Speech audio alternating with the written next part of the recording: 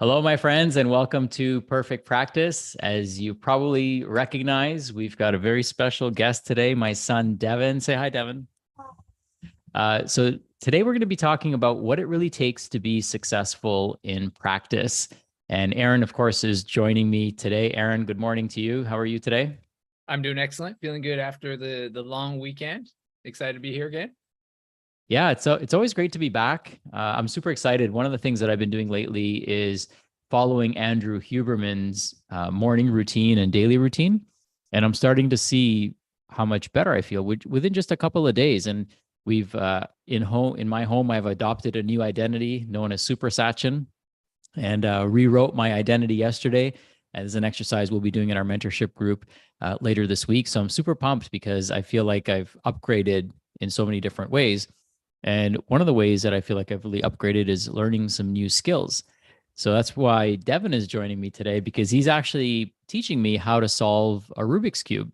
And I know before we hit record, I had asked you if you had learned how to solve one, and you jokingly said the same thing that I would have said, which is only by rearranging the stickers. So many of us are probably very familiar with a Rubik's Cube, and maybe we've tried to solve one. However, it seems like a futile attempt unless we actually know how to solve it. And usually that comes from learning from somebody who knows how to solve it. So Devin actually is an autodidact. He taught himself how to solve the Rubik's Cube by simply watching YouTube videos. So as practitioners, including myself, can take a page out of his book. He's picking up all these skills and learning all these cool things that he can do. And it's because he's curious. It's because he realizes that if somebody else can do it, there's certainly a way that I can do it. And there must be an algorithm or a way to solve this problem. And so that's what he's been doing. So he literally taught himself how to do this within 3 or 4 days. And then now he's going for speed. So he's gonna demo this to us. And the reason I think this is relevant to us practitioners is because many times we're trying to solve our Rubik's Cube, and it might be our practice, it might be our relationship, it might be, our health. And it can seem like a Rubik's Cube because we don't have the algorithms and we don't know what order to perform these algorithms in. So this morning yesterday in the evening, I learned how to solve the first layer of the cube. So that's the first level. And then today, right between our meetings, he taught me how to solve the second one. And by the end of today, it's my goal to be able to solve this completely on my own. So what I'm going to do is as I'm speaking, I'm going to start mixing this thing up because I've become a professional Rubik's Cube mixer upper because of Devin's Rubik's Cube practice schedule. He'll throw the cube at me and say, mix it up for me. So here we have a completely random mixed up cube. And I'm gonna let Devin kind of take it away and solve this bad boy, if you will, and show us. You don't have to teach us, but just go ahead and show us as we're speaking in the background. Aron and I are having a conversation. Go ahead and solve this for us, because I think we're going to learn a very valuable lesson. You're going to see somebody who's done this quite a few times solve this for us. Let me lower this over for you. Okay, go ahead. You can get started. So, it doesn't always start off this fast, and it doesn't always when we're building something, when we're creating something, it doesn't always start off as seeming easy. But once you know how to do it, you could do it over and over and over again. So one of the exercises that we do is he'll be solving the cube and he'll ask me to hold my breath. So I'll be practicing my breath holds while he's solving the cube. And it just makes for great father-son time. It makes for, great entertainment as well, because I'm gasping for air by the end of it. And it's his goal to solve it within less than a minute. And he's had a few sub-minute solves. So pretty fun to see, him getting better and better at this skill. So as practitioners, I think that, oh, there we go. He's done. Done, verified. If you're listening to this, I saw that in real time. It was less than definitely less than a minute. Yeah, so he's gotten great at it. Now he's learning how to do it in as fast a time as he possibly can. So Devin, I'd love to invite you to share some of your thoughts on this, if you would. What inspired you to learn how to solve the cube? Well, at school, a lot of my friends were doing it, and I kind of wanted to do that as well.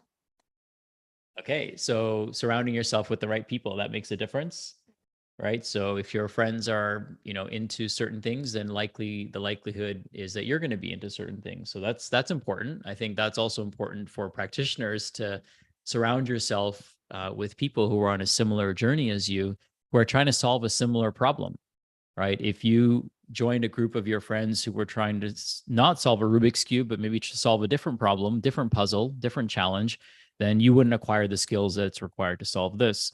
So, for practitioners that are watching or listening, I think that's an important, valuable thing for us to know, is to really surround ourselves with not just people, but people who are on a similar quest or a similar journey as we are, because then we're collaboratively trying to solve for the same issue. And the skills that we're learning, or the challenges that we're encountering, can be, and once we overcome them, can be helpful for everyone in the group, not just for ourselves.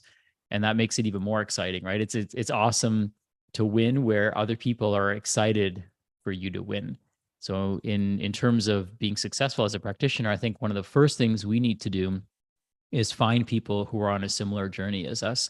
And I think that's one of the reasons we get so attracted to events. That's so one of the reasons we get so attracted to going to conferences, or, even taking online courses, because we know that everyone there is there because they're interested in learning the same thing that I'm interested in learning, or solving the same problem that I'm trying to solve. So when it comes to the clinical side of things, there's a lot of opportunities for us to dive deep and go down the rabbit hole of things that we enjoy doing. But when it comes to the practice building side of things, then I feel like there's very limited options for people. So it's wonderful that we help people do this in our mentorship program, in our accelerator programs. But I also feel a sense that many practitioners are unfortunately struggling on their own unnecessarily, and perhaps don't have the ability to or awareness to surround themselves with people who are trying to solve for a similar problem. So that's one thing that I've noticed, is people behind the scenes will oftentimes have a community, or they'll have coaches, or they'll have guides or mentors that are helping and supporting them in their success. What are your thoughts on that, Aron? I was imagining that when I see Devin solve this, and then there must be people out there where it seems like they were told like the tooth fairy doesn't exist, because I've been trying to solve the Rubik's Cube since 1990. Like the first time I encountered a Rubik's Cube was like my cousin's Rubik's Cube.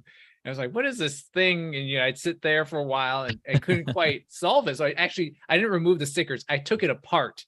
I figured you can remove each square and reassemble it. So they didn't say how I had to get there, but I solved it. And I imagine there's, like you said, there's a lot of practitioners out there trying to figure it out by themselves. Like any success or any learning that I've had, the most success I've had is when I'm around people who are doing it already. So like, what does success actually look like? So whether, you or like clinical mentors, when I was learning how to do visceral manipulation, I went to all the classes, but once I started actually sitting next to my mentor and like watching his hands work, it triggered, my mirror neurons, right? The neurons that help us learn just by observation. And I realized what I was learning in theory was so different than what it actually looked like in practice. Right. Then I realized like teachers can teach things in a way that doesn't necessarily directly apply in action all the time, right? It's hard to condense intuition into teaching. So that's where like just being around people and observing and seeing it helps you accelerate your learning. And sometimes we don't even know what success is until you're around someone who has done it before. You imagine what success is, and it's just completely wrong. Yeah. So that's my experience. People can really show us what's possible, right? So to think that, okay, it's taken me like 44 years to figure this out. He did it in a few days, but he can then teach it to me in less time than it took him to learn it, right? Because he could be sitting there literally next to me, coaching me and guiding me. I think another important thing for practitioners is to, is to realize that sometimes it's going to look like you're messing things up in the process. And so if you're putting this cube together and sometimes it's going to look like, oh my God, no, what are you doing? You're screwing it up. And you start doubting yourself and second guessing yourself, not realizing perhaps that if you follow the algorithm, you're going to get there. So Devin, what was it like the first time you picked up a cube, like without knowing the formula? Was it overwhelming, confusing?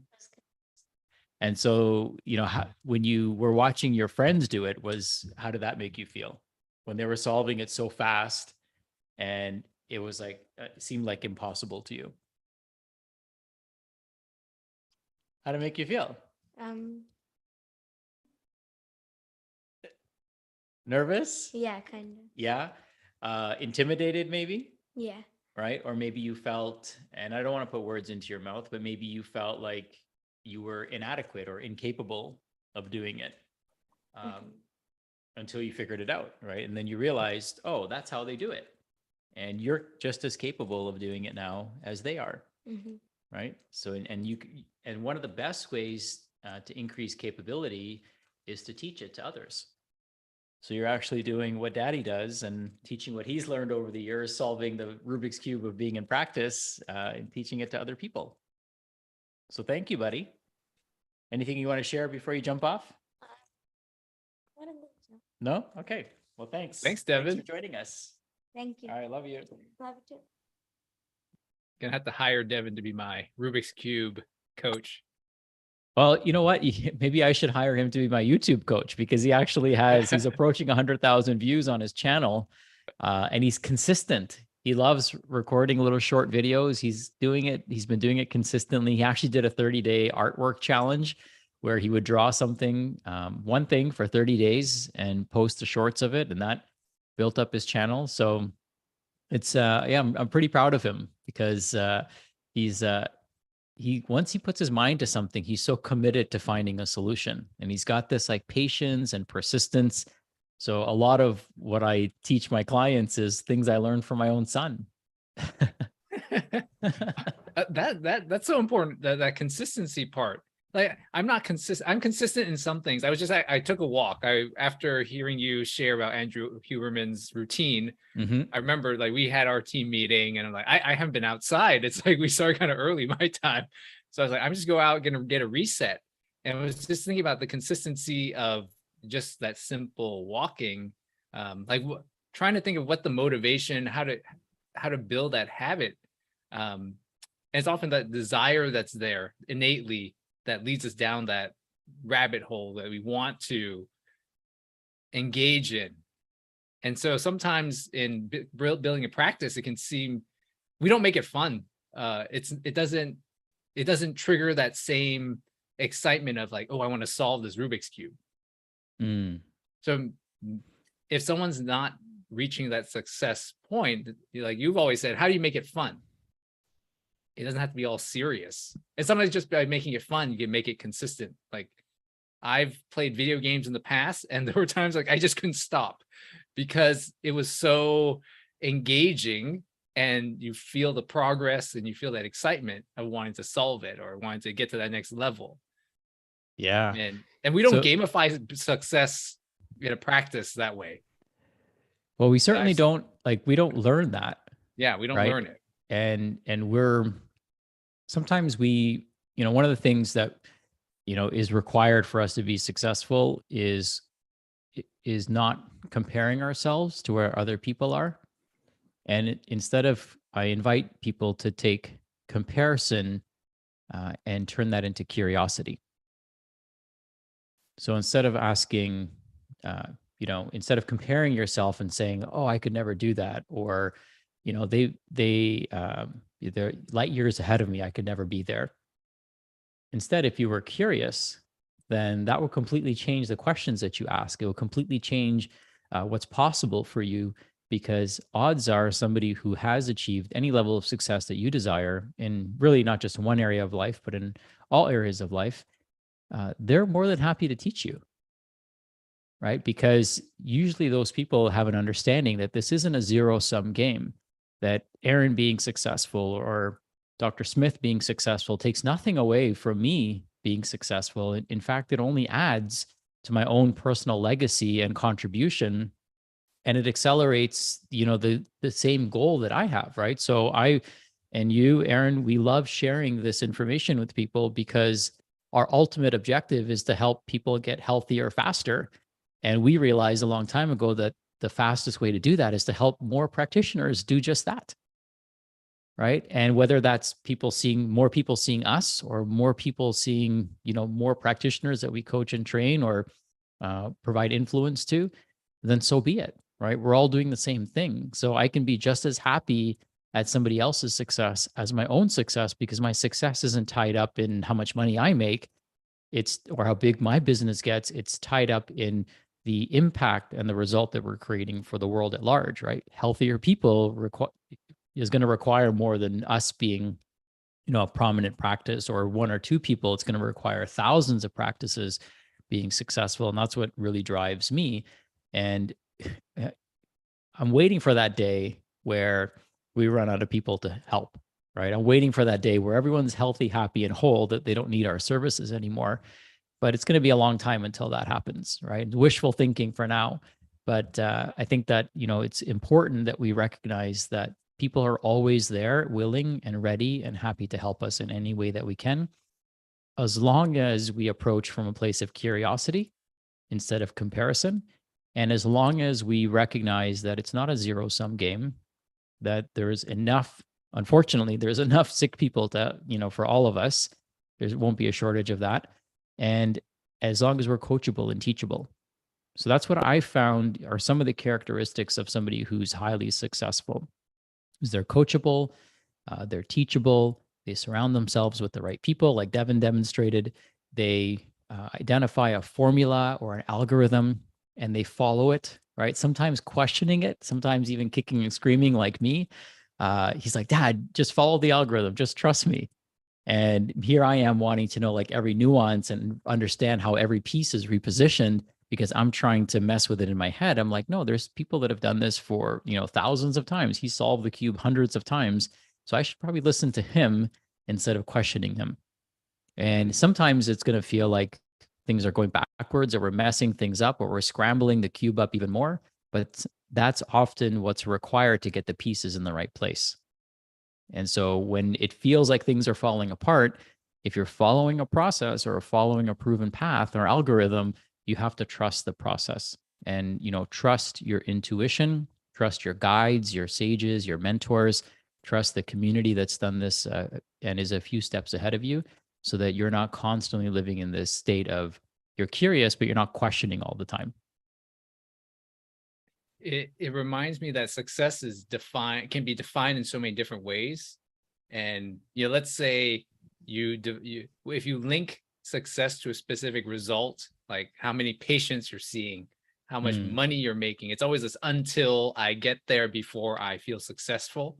So whether it's probably from you, from mentors like Jim Rohn, listening to like you are successful, or like that once it took me a long time to accept that, oh, I'm successful as I am now. And if you're listening to this, you're successful as you are now. And that can continue to grow. We can continue to grow and achieve things, but just be realizing that we aren't tied to the result as defined as success. So if someone's starting, they don't feel successful. But I'm thinking, I see a lot of people say like, I'm just starting my practice. And associated with that is like, I'm not successful yet. But you're one of those you're one of those people who are actually brave enough and courageous enough to start your practice. Right? That is a form of success. And I think that's easy to forget in the journey. And I'm reminding myself, like, I am successful as I am now. And I'm still growing and learning and trying to win this infinite game of, healing the world and making the world whole. Right? I love long video games, not ones that end after 2 hours, right? I want an expansive world with lots of complexity. And that's the fun part, not to be overwhelmed. So like that comes up for me when you're in our conversation, like what success actually looks like.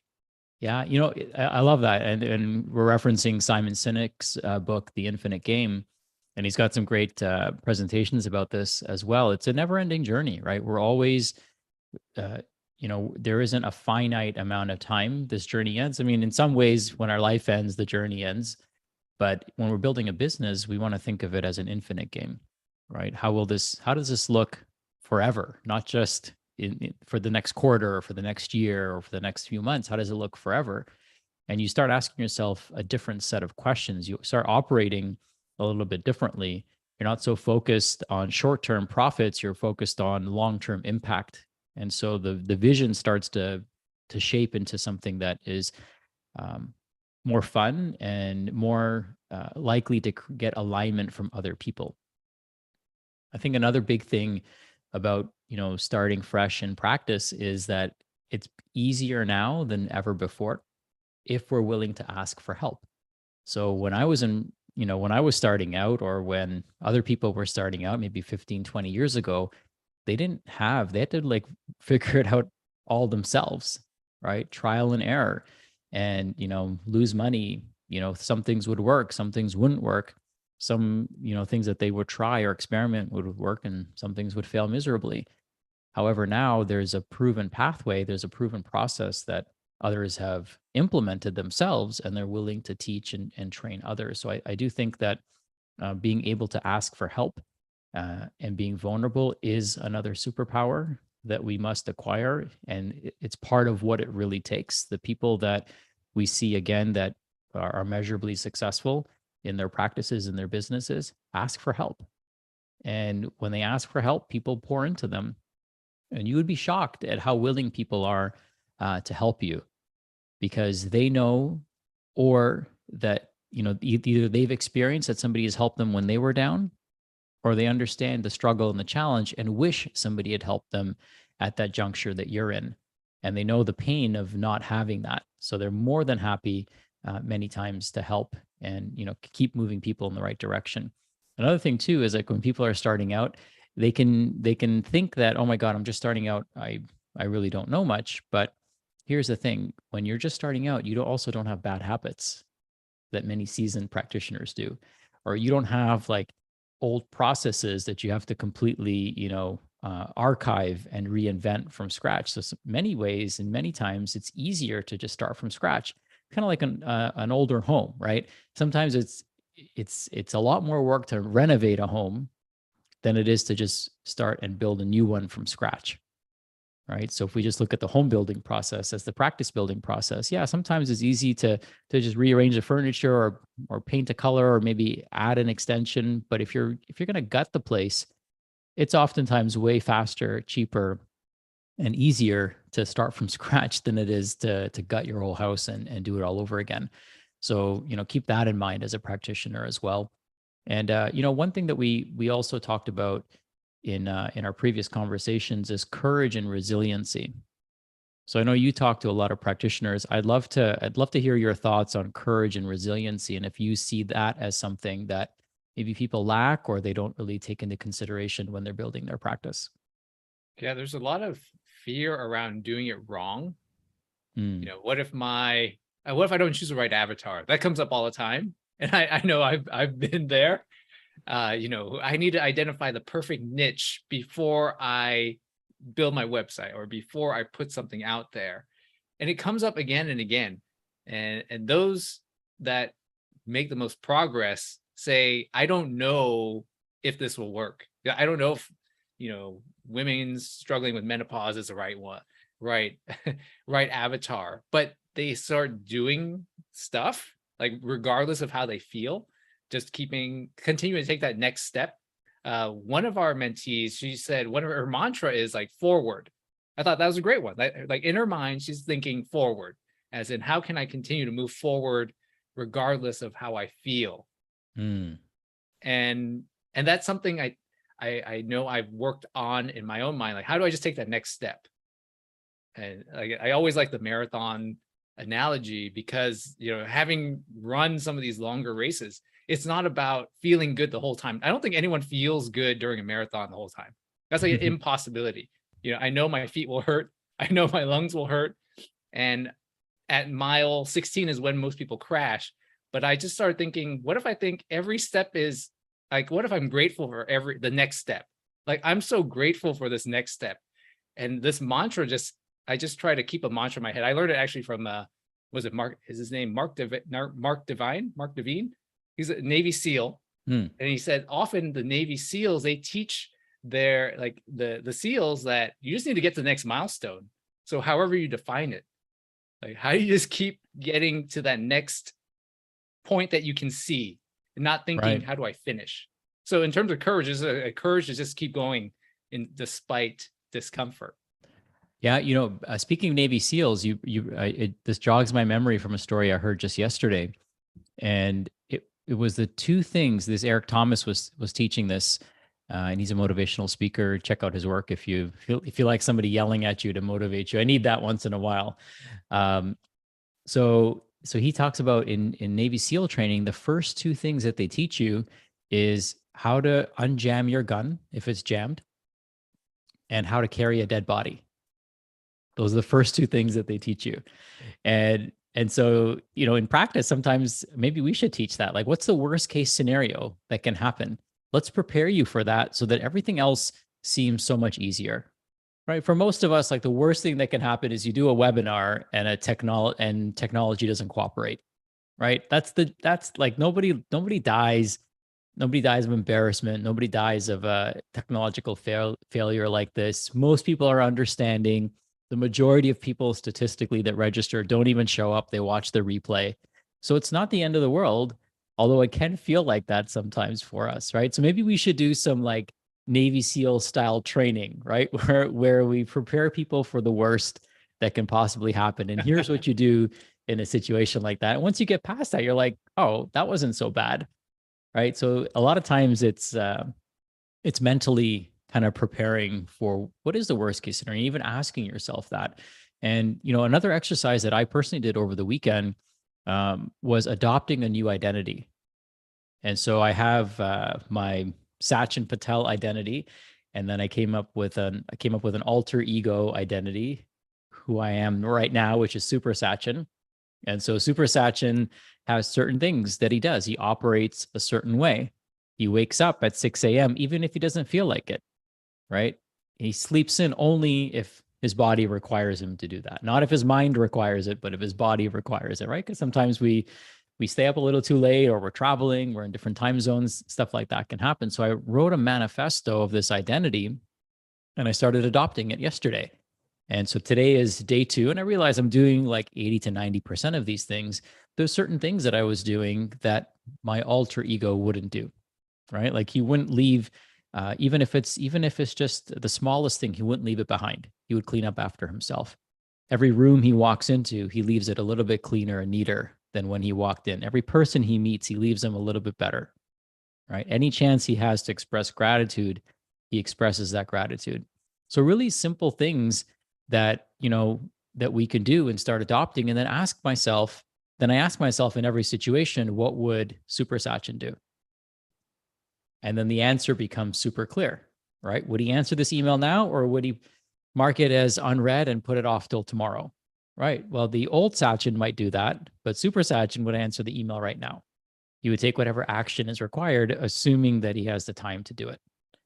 So I think for us, many of us, we have to adopt a new identity if we're going to create a new level of growth and success for ourselves. We have to identify as that person who's already accomplished whatever goal we have set out for ourselves, and start living that right now. Like, that's one of the first exercises we do, is we have people identify their dream day, but I would upgrade that exercise to actually creating your dream identity, because that's something you take with you every single day, no matter where you are. And I even put in like little stipulations in there, because there's certain times I don't feel like getting up, right? And why is that? Well, maybe because I was up a little bit later than normal, or maybe, I'm traveling, so that screws up my time zone, right? And so you can add those in there. So there are opportunities for you not to be, perfect when life isn't perfect. But creating that new identity, I found, was super helpful for me. And for anyone who's trying to be successful in their practice, like, let's adopt that identity of success right now, right? Like, what time would you wake up if you had quote unquote success? What time do you think you would have to get up, right, to have the level of success that you desire? Jim Rohn has a great quote. He says, somebody asked him, why do you wake up so early? And he says, if you were doing what I'm doing today, you would be up early as well.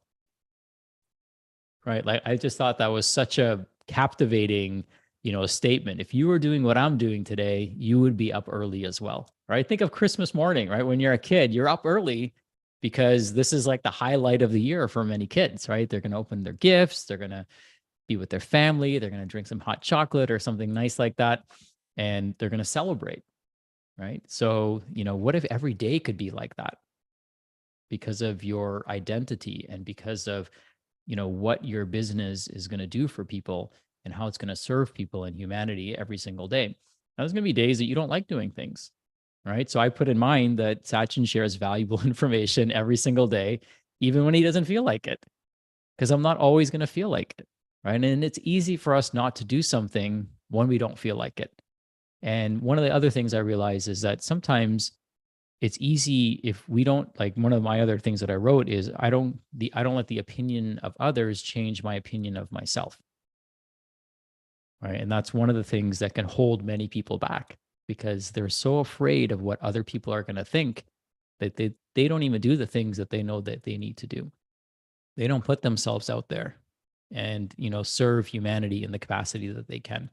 So it does take courage, right? It does take consistency. It does take, in many cases, adopting that alter ego identity of yourself, writing it down. It does take trusting the process. It does take surrounding yourself with the right people. And of course, it's going to take us taking the best care of ourselves that we possibly can as well. Like, you've got to be healthy. You got to think sharp. You got to look the part, right? Or at least act the part. And when you act the part long enough, you look the part.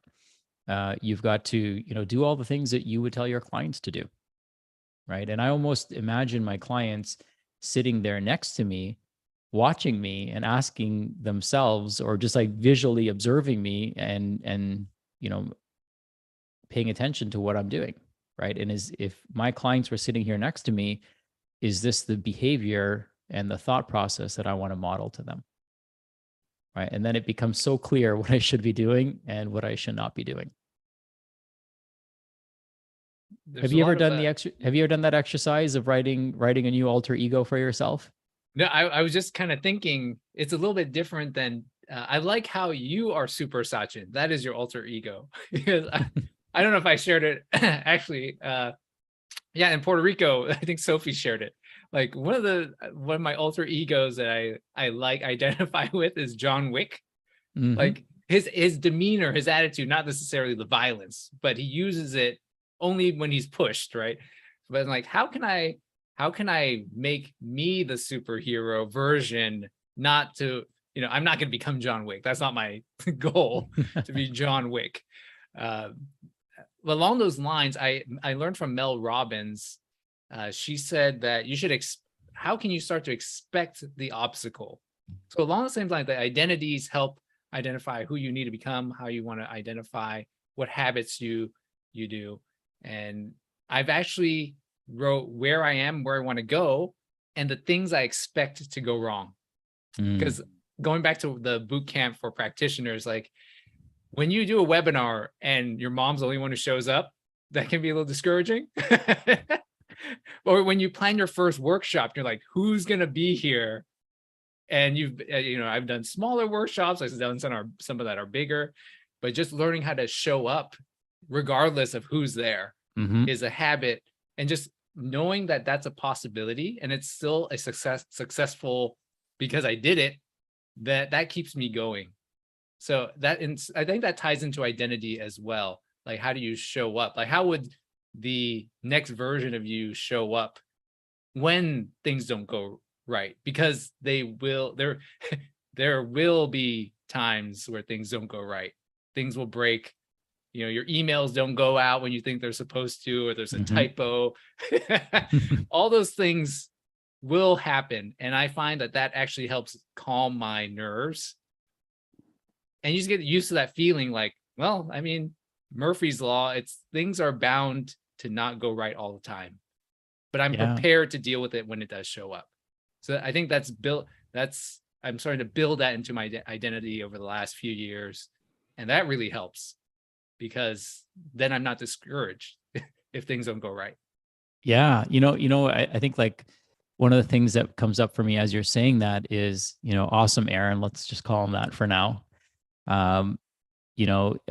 Faces adversity, and with curiosity, right? And doesn't allow adversity for it, to occur and have him quit his mission or his vision, right? And he uses it as a learning opportunity, right? So when we just kind of flip that script and we give ourselves that level of permission, it's almost like, yeah, I was expecting this to happen, and I knew exactly how I would respond when I didn't, right? But when we don't know, or when it did happen, but when we don't know how to respond, or we don't know how this character shows up in this situation, then oftentimes we just quit. We feel frustrated, we blame ourselves, and we take it personal.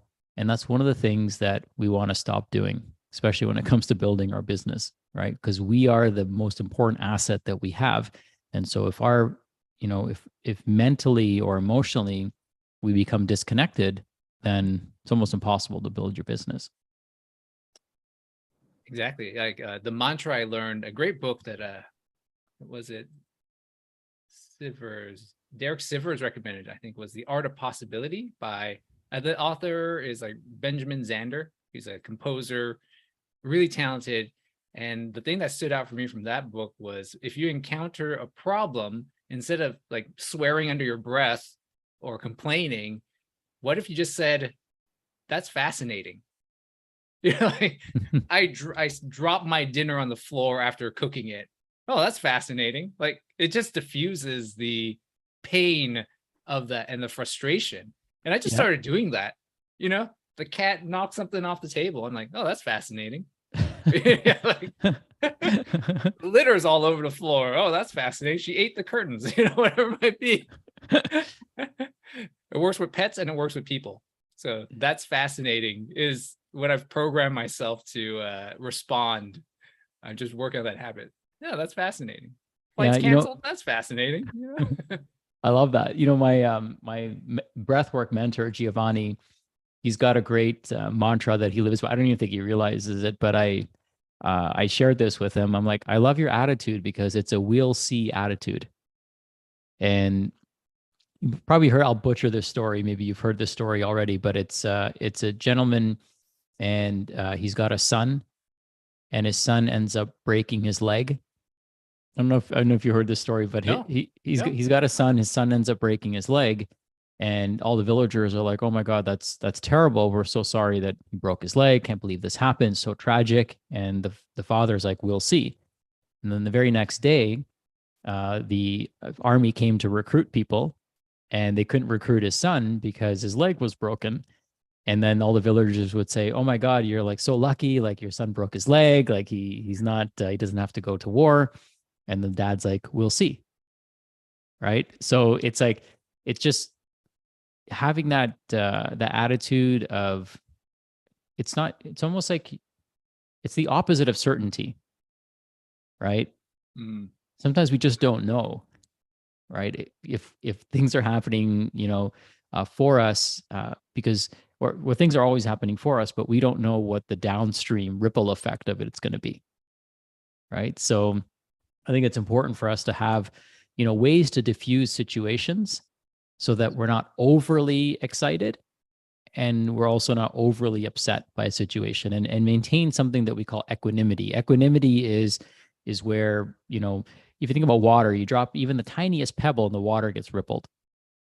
Right. So we almost want to be, water that when you drop a pebble and nothing ripples, right? The pebble just drops in, and then there's like no transfer of energy that takes place. As close as we can get to that, I think the better off we are in not just in our practices, but in life, right? Sometimes you'll have a situation that a patient sends you an email and it derails your whole week, right? And it's because we were so we didn't do the work on ourselves to stay equanimitous in that situation, right? We attached way too much emotion to something that probably had nothing to do with us in the first place.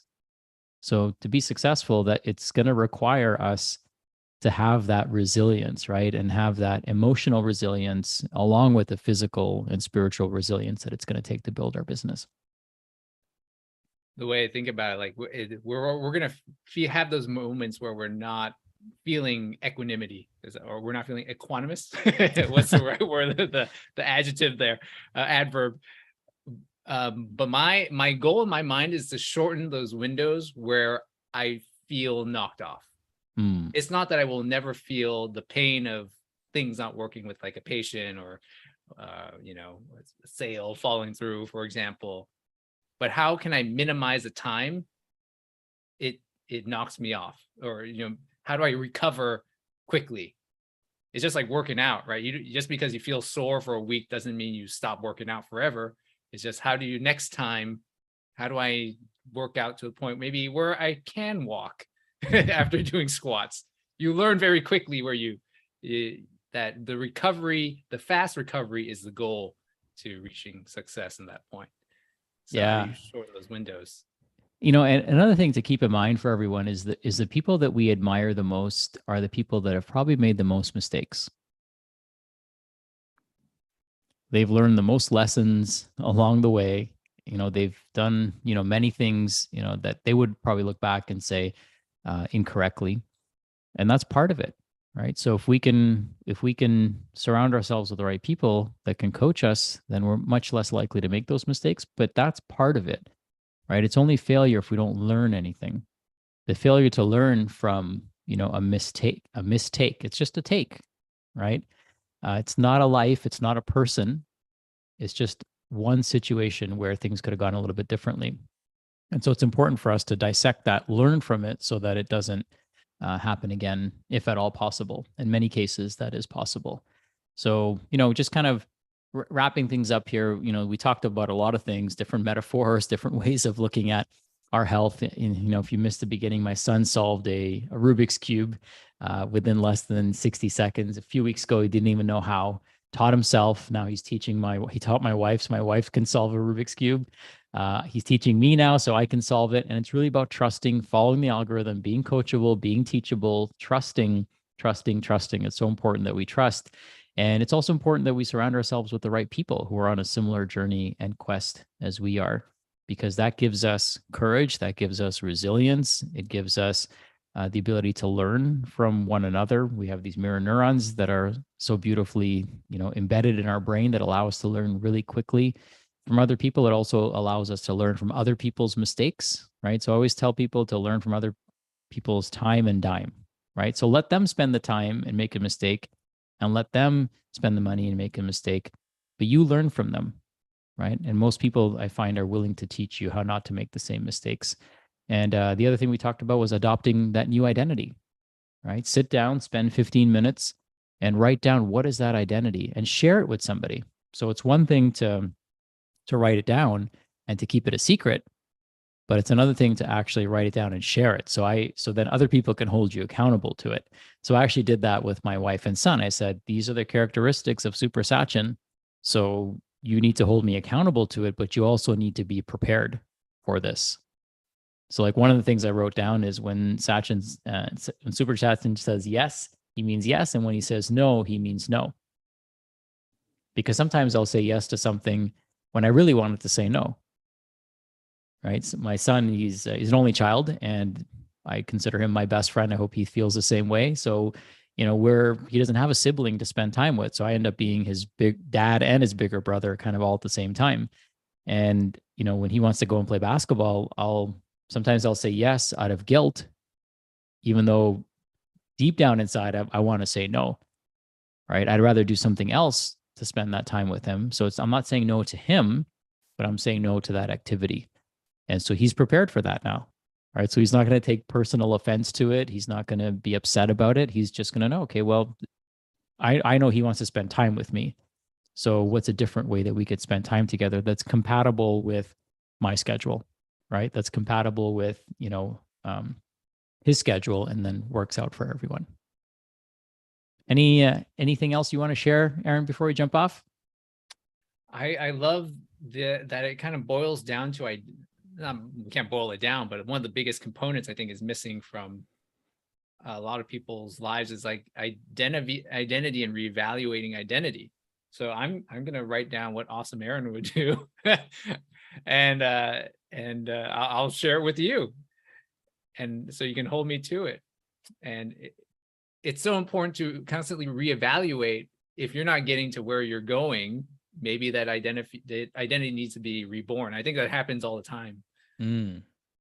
like, it's not, your identity is not set in stone. It's just there's a new identity for every step in the journey. I used to identify not as a runner. I actually, in college, I also said I'm never going to be a doctor. So I was like, how do you end up in this point, years later, never wanting to take general chemistry because it started too early. That was the reason why I didn't want to take general chem, is because my friends were waking up at 7 to go to chemistry class, and I was like, nah, I'm not gonna do that. But I think, somewhere along the line, my identity changed, and that happens at every level, and I think we can be very intentional about it.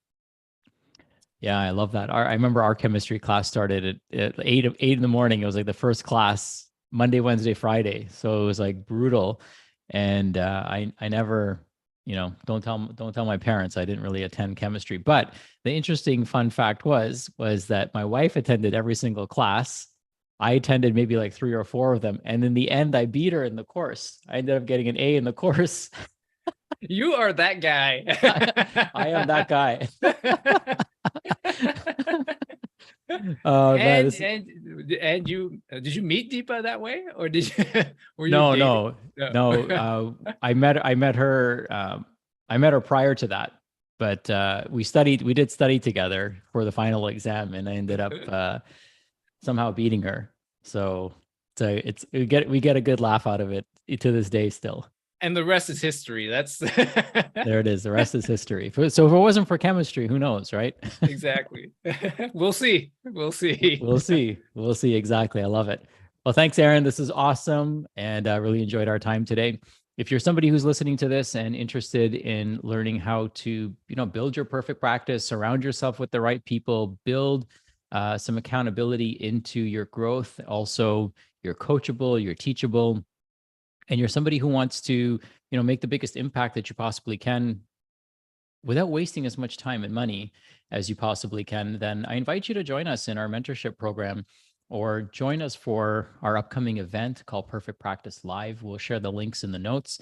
You can set up a call to speak with someone like Aron from our team, who is happy to assess and evaluate your goals, your vision, your journey, to see if we can actually support you and help you in it, or at a worst case scenario, point you in the right direction. We've helped hundreds of practitioners build their practices by attracting the right clients, creating transformational programs for them, and also by creating more personal freedom for themselves. And it's such a joy for me and Aron to be able to work with practitioners who are, looking to make the biggest impact that they can, and help as many people as they can using systems and processes that work. And as my son showed us, you got to trust the algorithm, even though it looks like the cube is not moving in the right direction. When you trust the process, you'll quickly see that it does. So set up a time to speak with somebody. You can also get a copy of my book. It's called Perfect Practice, and you can get it at getperfectpractice.com. We'll ship it out to you for free, so you can learn some of the tools and strategies and methodologies that we use and coach our clients with, so that they can build their practices. All right. Well, have an awesome rest of your day, everyone. Lots of love to you. And here's to continued growth and success and happiness to each and every one of you. We'll talk to you soon, and bye for now.